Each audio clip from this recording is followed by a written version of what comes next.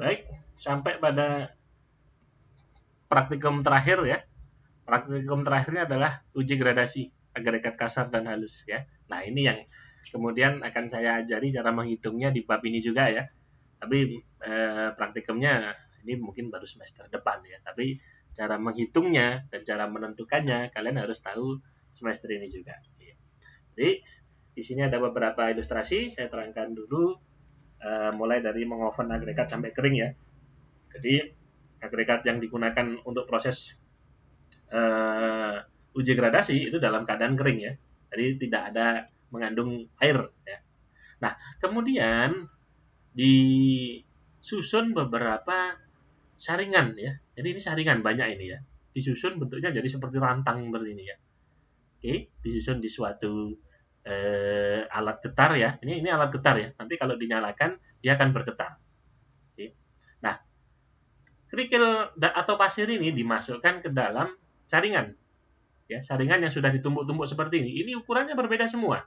Oke, yang paling atas yang paling lubangnya paling lebar, semakin ke bawah lubangnya semakin kecil ya, semakin ke bawah lubangnya semakin kecil. Oke. Dan ayakannya untuk pasir dan kerikil itu beda ya. Kalau untuk pasir tentu saja lubangnya tambah kecil dan semakin kecil ya. Kalau kerikil ya seperti yang dilihat di tabel sebelumnya ya, itu sampai 4 kira-kira sampai 4 mili. Oke. Kemudian digoyang selama beberapa saat ya. Nah, setelah digoyang selama beberapa saat di setiap ini, di setiap saringan ini akan ya biasanya akan tertahan sejumlah agregat ya, ada yang tersangkut. Oke. Di setiap lapisan ayakan ini akan ada agregat yang tersangkut. Itu berarti ukurannya berbeda-beda berarti. Karena dia tersangkut di saringan yang berbeda juga. Ya. Nah, setiap agregat yang tersangkut di setiap saringan itu ditimbang ya. Dilepas satu-satu lagi kemudian ditimbang. Oh, yang tersangkut berapa sih? Nah, kemudian kita menggunakan grafik ini. Oke. Nah, grafik ini yang ada di bawahnya adalah grafik gradasi pasir ya, gradasi agregat halus. Oke. Angka-angka ini dari mana sih ya? Jadi angka-angka ini dari tabel yang sebelumnya ya, dari tabel yang sebelumnya. Nah, kalau teman-teman masih ingat dari sini ya. Jadi angka-angka ini dibuat secara grafik. Oke, jadi misal pasir kasar ya, pasir kasar di sini ada gradasi nomor 1 ya, pasir kasar. Di sini ada angka 5, 20, 15, 30 ya. Coba kita lihat ya, gradasi nomor 1 pasir kasar. Maka ini adalah yang pasir kasar. Oh, bukan ini lah. Yang pasir kasar. Ini ya. Nah, ini ya. Oke, teman-teman bisa melihat 0,15 ya, 0,15 yaitu ini ya, 0,15. Dia batasnya 0 sampai 10. Ya. Jadi ada dua batas, namanya batas bawah ya. Ini namanya batas bawah. Saya besarin dikit. Ini namanya batas bawah. Yang ini namanya batas atas ya. Angka-angka ini, angka-angka 0, 10, 5, 20, 15, 34 sama seperti angka yang sebelumnya. Maksud saya tabel sebelumnya ya. 0, 10, 15, 20 5, 20, 15, 34, 30, 70, 60, 95. 30, 70, 60, 95 ya. Oke, 30, 70, 60, 95 ya. Jadi angka-angka pada tabel di slide sebelumnya itu, maaf saya lupa slide berapa, itu disusun ya. Disusun berdasarkan yang kecil ya, yang nilainya lebih rendah dan nilainya lebih besar ya. Yang nilainya lebih besar kita sebut batas atas ya. Yang nilainya lebih kecil kita sebut batas bawah ya. Kemudian sumbu X-nya Itu tadi untuk sumbu Y ya. Sumbu Y-nya ada 2 nilai itu ya. Untuk sumbu X-nya adalah ukuran saringan ya. Ukuran saringan. Yaitu adalah yang ini tadi.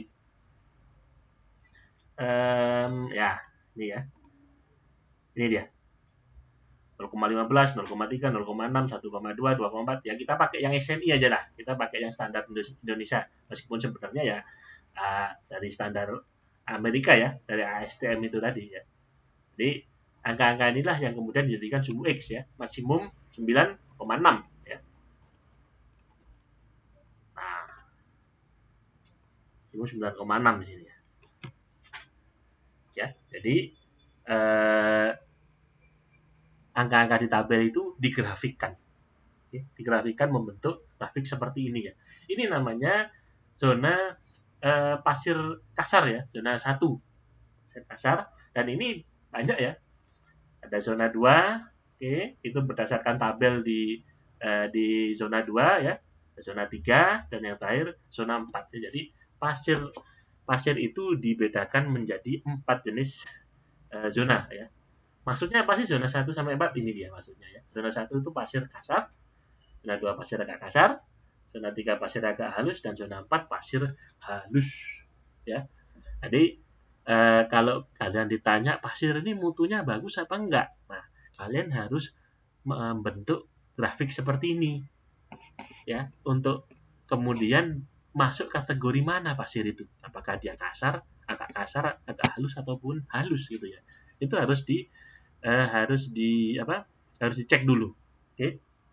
Begitupun dengan ini ya, dengan kerikil. Oke. Kalau kerikil itu ada 3 jenis ya. Ada yang ukurannya maksimum 10 mili, 20 mili, sama 40 mili ya. Jadi beda. Kalau pasir ada 4 jenis grafik namanya zona ya, zona 1 sampai 4. Kalau kerikil ada 3 jenis grafik. Itu grafik ukuran maksimum. Ya. Jadi ini nanti juga bisa dihitung ya. Contoh soalnya seperti ini ya, saya langsung kasih aja contoh soalnya.